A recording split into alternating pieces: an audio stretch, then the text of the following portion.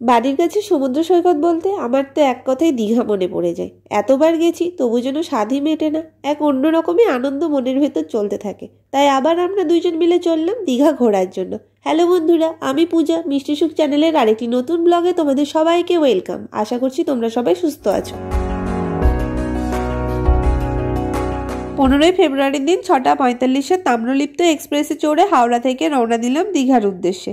এইবার হঠাৎই প্ল্যান হলো আর বেরিয়ে পড়লাম আমরা। সকাল সকাল উবের বুক করে হাওড়া স্টেশনে চলে এসেছি। কিছুক্ষণ ওয়েট করার পর 20 নম্বর প্ল্যাটফর্মে ট্রেনটি দিয়ে দিয়েছিল। আমাদের কোচ নাম্বার ছিল D10 আর সিট ছিল 64 আর 65। একটা উইন্ডো আর একটা মিডিল ছিল। ওঠার পর সিটিং অ্যারেঞ্জমেন্ট দেখে বরের মনটা খারাপ হয়ে গিয়েছিল।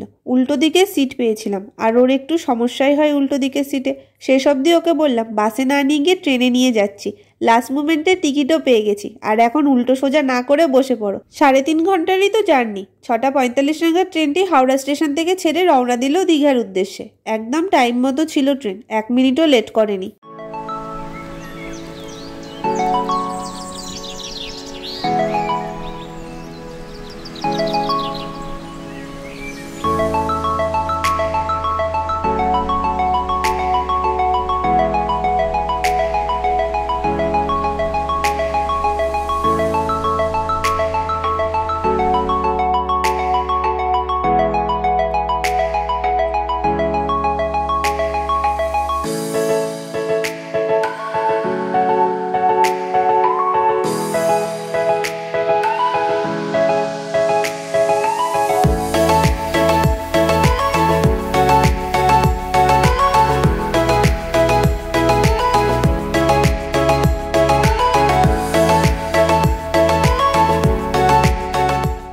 দেখতে দেখতে আমাদের 1 ঘন্টা ট্রেন জার্নিও হয়ে গেল।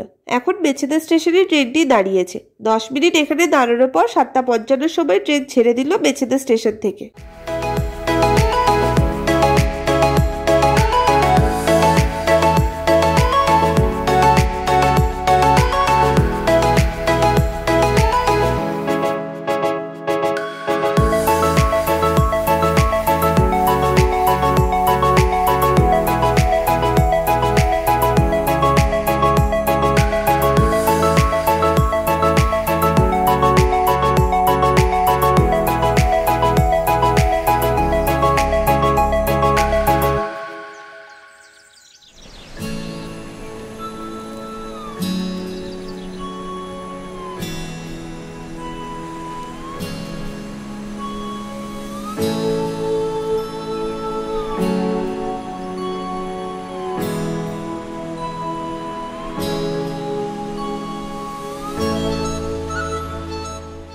জানালার ধারে বসে সবুজ ধান ক্ষেত ও মাছের ভেড়ি দেখতে দেখতে যে ট্রেনে কখন ঘুমিয়ে পড়েছিলাম বুঝতেই পারিনি। লোকের চিৎকার শুনে ঘুমটা ভাঙলো। অনেকক্ষণ থেকেই নাকি ট্রেন নন্দকুমার স্টেশনে এসে দাঁড়িয়ে আছে। প্রায় 20 মিনিটের ওপরে নন্দকুমার স্টেশনে ট্রেনটি দাঁড়িয়েছিল। তারপর সিগন্যাল পাওয়ার পর রওনা দিল নেক্সট স্টেশনের দিকে।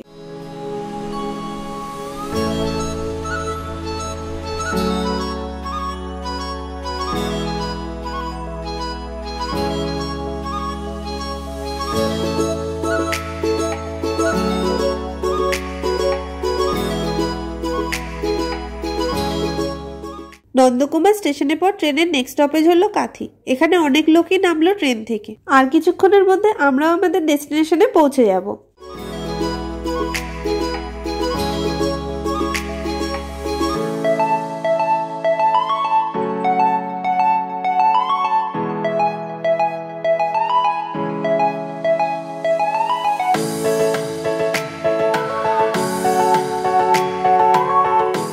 কাথি থেকে ছাড়ার পর ট্রেনের নেক্সট স্টেশন হলো রামনগর। এখানে বেশিক্ষণ দাঁড়িয়েছিল না ট্রেনটি। রামনগর থেকে ট্রেন ছাড়ার পর 15 মিনিটের মতো জার্নি। তারপর আমরা পৌঁছাবো দীঘা।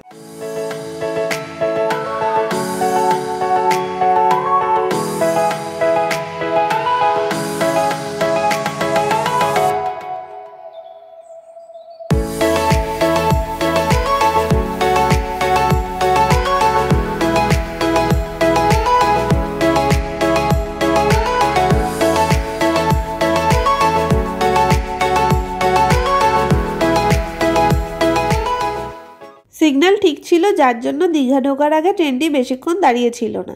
10:10 নাগাদ আমরা পৌঁছে গেলাম আমাদের আগামী 2 দিনের জন্য গন্তব্যস্থল দীঘাতে।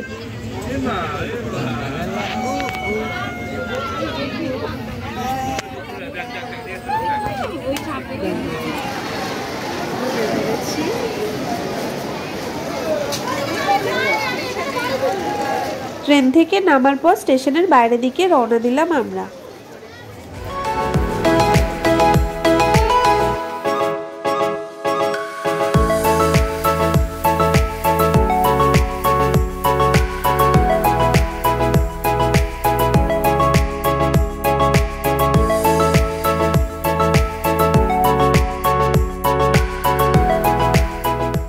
স্টেশন থেকে বেরিয়ে মাথাপিছু 20 টাকা ভাড়া দিয়ে টোটো করে চলে আসলাম আমরা ওল্ড দীঘাতে।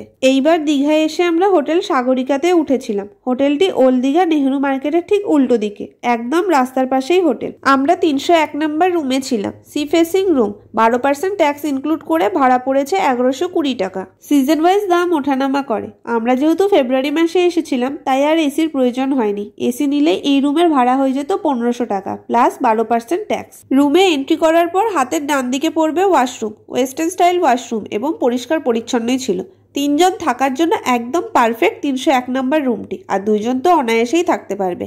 একদিকে ডাবল বেড, আরেকদিকে সিঙ্গেল বেড আছে। এরপর চলে আসলাম রুমের ব্যালকনিতে। ব্যালকনি থেকেও তোমরা সমুদ্র দেখতে পাবে সাইড থেকে, কিন্তু ঘরের ভেতরে খাটে বসে আরো ভালোভাবে সমুদ্রের ভিউ এনজয় করতে পারবে। সিঙ্গেল বেডটির সামনে রাখা আছে সোফা ও সাথে আছে টেবিল, রুমে বসেই যাতে লাঞ্চ ডিনার ভালোভাবে এনজয় করা যায়। একটি টিভিও আছে। আর ডাবল বেডের পাশেই আছে একটি ওয়ার্ড্রোব আর আছে মিরর। হোটেলটির টপ ফ্লোরে আছে ডিলাক্স রুম, যার প্রাইস উইদাউট ট্যাক্স 2500 টাকা। সিজন ওয়াইজ দাম ওঠানামা করে। অ্যাড্রেস তো তোমাদেরকে বলেই দিয়েছি হোটেলটির, আর লোকেশন মার্কও দেখিয়ে দিয়েছি। তোমরা এসে ইজিলি বুক করতে পারবে। আর যারা অনলাইনে বুকিং করতে চাও তাদের জন্য স্ক্রিনে ফোন নাম্বার দেওয়া থাকলো, কল করেও বুকিং করতে পারো তোমরা। সাগরিকা হোটেলের অফ সিজন প্রাইস বললাম ভিডিওতে, সিজনে প্রাইস বেড়ে যায়। আর এখন তো দীঘায় সিজন বলে কিছুই নেই। শুক্রবার থেকে সোমবার চলে দীঘাতে সিজন এবং মঙ্গল বুধ বৃহস্পতি চলে অফ সিজন। কিছু টাকা জমিয়ে নিয়ে ফ্যামিলি বা বন্ধুদের সাথে ঘুরতে চলেই আসে দীঘায় অনেকে, তাই প্রত্যেক মাসেই দীঘাতে কম বেশি ভিড় লেগেই থাকে। রুমে এসে ফ্রেশ হয়ে আমরা বিচে চলে এসেছিলাম। আজকের ভিডিওটি এখানেই শেষ করলাম বন্ধুরা। দীঘায় কাটানো বাকি মুহূর্তগুলো অন্য ভিডিওতে তোমাদের সাথে শেয়ার করব। এই ভিডিওটি যদি তোমাদের ভালো লেগে থাকে তাহলে লাইক করে দিও আর চ্যানেলটিকে সাবস্ক্রাইব করে পাশে থেকো আমার। ভিডিওটি যদি ইনফরমেটিভ মনে হয় তোমাদের তাহলে শেয়ার করতে পারো বন্ধুদের। আজকের মতো আসছি, খুব শীঘ্রই নতুন ভিডিও নিয়ে আবার চলে আসবো। ভালো থেকো সকলে তোমরা, টাটা।